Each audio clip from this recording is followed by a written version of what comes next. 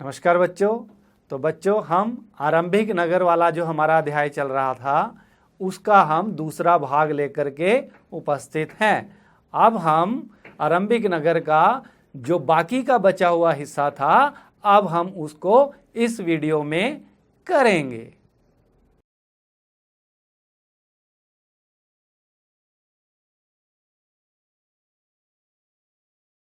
बच्चों, आपको पता ही है कि कुछ चीज़ों को बनाने के लिए कुछ अन्य चीज़ों की भी ज़रूरत पड़ती है जिसे कच्चा माल कहते हैं। और ये जो कच्चा माल है वो प्राकृतिक रूप से भी मिलता है और उसका उत्पादन भी होता है। जैसे किसानों द्वारा पैदा किए गए कपास को कच्चा माल कहते हैं जिससे बाद में कपड़ा बनाया जाता है।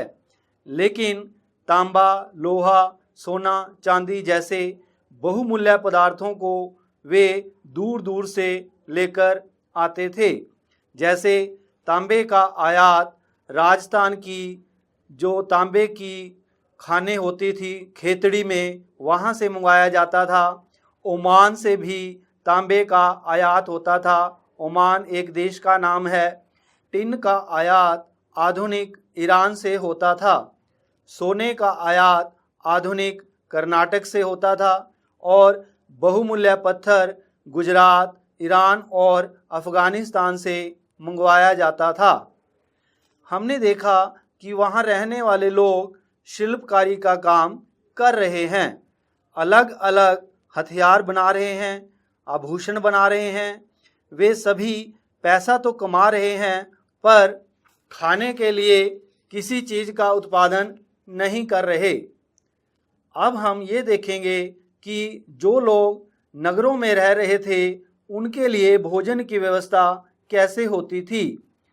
जो लोग गांव में रहते थे वे अनाज उगाते थे और जानवर पालते थे। किसानों द्वारा उगाया गया अनाज ही शहर के लोगों को दिया जाता था। हड़प्पा के लोग गेहूं, जौ, दालें, मटर, धान, तिल और सरसों उगाते थे। सिंचाई के लिए पानी का संचय किया जाता था। समय पड़ने पर उसी पानी का प्रयोग किया जाता था। हड़प्पा के लोग गाय, भैंस, भेड़, बकरियां पालते थे। मछलियां पकड़ना और हिरन जैसे जानवरों का शिकार करना भी उनका पेशा था। इस तरह शहर के लोगों के लिए भोजन की व्यवस्था की जाती थी। अब हम गुजरात में हड़प्पा कालीन नगरों का सूक्ष्म निरीक्षण करते हैं। गुजरात के कच्छ के पास एक नगर बसा था, धोलावीरा। इस शहर की विशेषता यह थी कि ये 3 भागों में बंटा हुआ था। आपको पता ही है कि हड़प्पा कालीन ज़्यादातर नगर 2 भागों में ही बंटे होते थे, परंतु धोलावीरा 3 भागों में बंटा हुआ था। इसके हर हिस्से को पत्थर की दीवारों से घेरा गया था। इसके अंदर जाने के लिए ऊंचे ऊंचे प्रवेश द्वार थे। इस नगर में एक खुला मैदान भी था जो शायद लोगों के इस्तेमाल के लिए बनाया गया था। यहाँ सार्वजनिक आयोजन होते थे। यहाँ पर मिले अवशेषों में हड़प्पा लिपि के बड़े बड़े अक्षरों को पत्थरों पर खुदा हुआ पाया गया है। यह एक अनोखा अवशेष है। गुजरात की साबरमती की एक उपनदी के किनारे बसा लोथल नगर एक ऐसे स्थान पर बसा था जहां कीमती पत्थर जैसा कच्चा माल आसानी से मिल जाता था। इस नगर में एक भंडार गृह भी था। इस भंडार गृह में कई मोहरें मिली थी। साबर नदी के पास समुद्र भी था। यहाँ बंदरगाह भी था। जहाज़ों के द्वारा सामान को एक जगह से दूसरी जगह पर पहुंचाया जाता था। जब किसी सामान को दूसरी जगह भेजा जाता है तो उस पर कुछ पता लिखा जाता है ताकि पहचान हो सके। इन मुहरों का प्रयोग सामान से भरे उन डिब्बों या थैलों पर पहचान करने के लिए किया जाता है। थैले को बंद करके उनके मुहाने पर गीली मिट्टी लगाई जाती है, उस पर मोहर लगाते हैं। इसे मोहरबंदी कहते हैं। बच्चों, ये जो हड़प्पा सभ्यता थी लगभग 1000 साल तक चलती रही। अचानक पता नहीं क्या हुआ कि 1000 साल के बाद ये जो सभ्यता थी धीरे धीरे पतन की ओर जाने लगी। आखिर इसके पतन के क्या कारण थे, आइए अब हम उस पर प्रकाश डालते हैं। लगभग 3900 साल पहले एक बदलाव देखने को मिला। अचानक लोगों ने इन शहरों को छोड़ दिया। जो कच्चा माल आयात होता था वो चीज़ें आना कम हो गई। सड़कों पर नालियां बंद हो गई। जो नालियां टूट गई थी उनकी मरम्मत नहीं होती थी। इस वजह से सड़कों पर कचरे के ढेर लग गए। जल निकास प्रणाली नष्ट हो गई। पुरानी इमारतें टूट गई। लोगों ने झुग्गी झोपड़ी बनाकर रहना शुरू कर दिया। कुछ भी योजना से नहीं हो रहा था।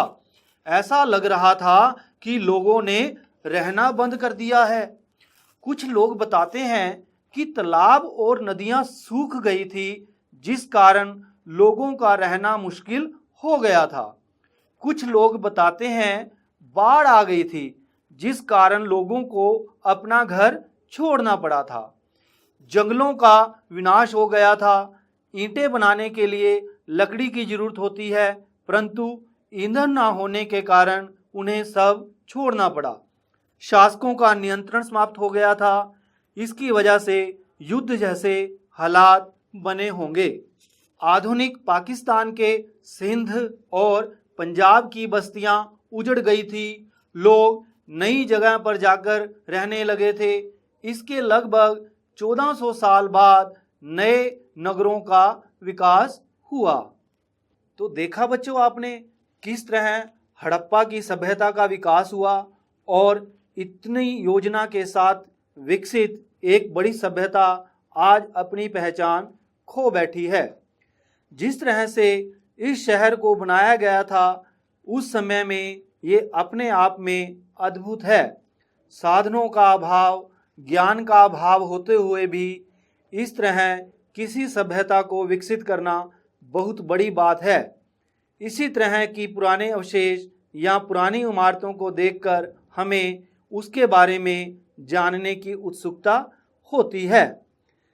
जब हम इन इमारतों की देखभाल नहीं करते तो वे एक खंडहर का रूप ले लेती हैं। तो हमारा ये फर्ज बनता है, हमारा ये कर्तव्य बनता है कि हम ये जो खंडहर हैं, जो ऐतिहासिक इमारतें हैं, उनकी देखभाल करें, क्योंकि ये हमारे लिए विरासत हैं। हम भी देखते हैं इसको, हमारे से पहले आने वाली पीढ़ियों ने भी इनको देखा और बाद में आने वाली पीढ़ियां भी इनको देखेंगी। तो इसलिए हम सबको इन इमारतों को संभाल करके रखना बहुत ही जरूरी हो जाता है। और बच्चों, अब हम संसार के एक विशेष अजूबे के बारे में जानेंगे और वो अजूबा है मिस्र के पिरामिड। लगभग 5000 साल पहले मिस्र में शासन करने वाले राजाओं ने सोना, चांदी, हाथी दांत, लकड़ी और हीरे जवाहरात लाने के लिए अपनी सेनाएं दूर दूर तक भेजी। इन्होंने बड़े बड़े मकबरे बनवाए जिन्हें पिरामिड के नाम से जाना जाता है। प्राचीन मिस्र में मनुष्यों को जलाने की प्रथा नहीं थी। वे शवों को ऐसे ही दफना देते थे। वे मानते थे जीवन मरने के बाद भी चलता रहता है।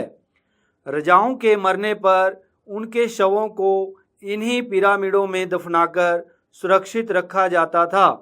इन शवों को मम्मी कहा जाता है। उनके शवों के साथ साथ खाने पीने की चीज़ें, कपड़े, गहने, हथियार, जानवर और कभी कभी तो उनके सेवक सेविकाओं को भी दफना दिया जाता था। वहाँ जनता राजा को देवता के रूप में मानती थी। उनको लगता था मरने के बाद राजा अन्य देवताओं से मिलेगा। इस परंपरा को देखते हुए मिस्र में सबसे ज़्यादा धन दौलत खर्च किया जाता था। तो बच्चों, क्या आपको लगता है कि क्या ये परंपरा सही थी? नहीं, ये देखा जाए तो अंधविश्वास से भरी परंपरा थी। ऐसा लोगों का भ्रम ही था। लेकिन इन पिरामिडों को देखकर हैरानी जरूर होती है कि कैसे आधुनिक मशीनों के बिना इतने बड़े बड़े पत्थरों को इतनी ऊंचाई पर पहुंचाया गया था। तो बच्चों, आज हमने हड़प्पा सभ्यता के बारे में पढ़ा। आपको पता ही है कि हड़प्पा इसका क्यों नाम दिया गया, क्योंकि सबसे पहले इस नगर की खुदाई हुई थी। फिर हमने कैसे पढ़ा कि वहाँ पर विभिन्न प्रकार के और भी नगर थे, उनके जो नगरों की विशेषताएं थी उनके बारे में देखा हमने। वहाँ पर जो शिल्प थे वहाँ पर पाए जाते थे, वहाँ पर जो कृषि होती थी उसके बारे में पढ़ा। फिर अंत में हमने ये भी जानने का प्रयास किया कि ये जो हड़प्पा सभ्यता थी कैसे उसका पतन हुआ। अब जब हम ये बात करते हैं कि जब हम पुराने खंडहरों को देखते हैं या पुरानी किसी इमारत को देखते हैं और लोग उसको लंबे समय तक याद रखें और आने वाले पीढ़ी जो है वो भी उसको देख सके, तो इसलिए हमारा सबका ये फर्ज बनता है, कर्तव्य बनता है कि हम इस प्रकार के जो खंडहर हैं या जो इमारत है जिसका ऐतिहासिक महत्व है उसको हम संभाल करके रखें, ताकि आने वाली पीढ़ियां भी उसका भरपूर आनंद उठा पाएं और उनका जो प्राचीन इतिहास है उसके बारे में जानकारी प्राप्त कर सकें। अब हमने क्या जाना, क्या पढ़ा, क्या समझा है, उसको हम प्रश्न उत्तर के माध्यम से थोड़ा समझने का प्रयास करेंगे। पुरातत्वविदों को कैसे ज्ञात हुआ कि हड़प्पा सभ्यता के दौरान कपड़े का उपयोग होता था? ये बहुविकल्पी प्रश्न है, आपको सही उत्तर बताना है। पहला इसका जो ऑप्शन है, अनुमान लगाया जाता था, कपास की खेती होती थी, मूर्तियों और कुछ चीज़ों पर कपड़े के अवशेष मिले। तो अगर हम तीनों विकल्प देखते हैं तो हमें जो तीसरा विकल्प है वो सही लग रहा है कि मूर्तियों और कुछ चीज़ों पर कपड़े के अवशेष मिले। अब हम दो जोड़े हैं उनका हमने सुमेल करना है। एक तरफ है तांबा, सोना, टिन, बहुमूल्य पत्थर और दूसरी तरफ है गुजरात, अफ़गानिस्तान, राजस्थान, कर्नाटक। यानी अगर हम बात करें तो ये धातुएं हैं या अन्य चीज़ें हैं, ये हमने देखना है कि सिंधु घाटी के लोग इनको कहाँ से मंगवाते थे। तो जब हम तांबे की बात करते हैं तो हमें पता ही है वो हम राजस्थान से, वहाँ पे जो खेतड़ी की कह सकते हैं खाने हैं, वहाँ से सिंधु घाटी के लोग तांबा मंगवाते थे। और जो सोना था वो दक्षिण भारत में जो स्थित राज्य है कर्नाटक, वहाँ से मंगवाया जाता था।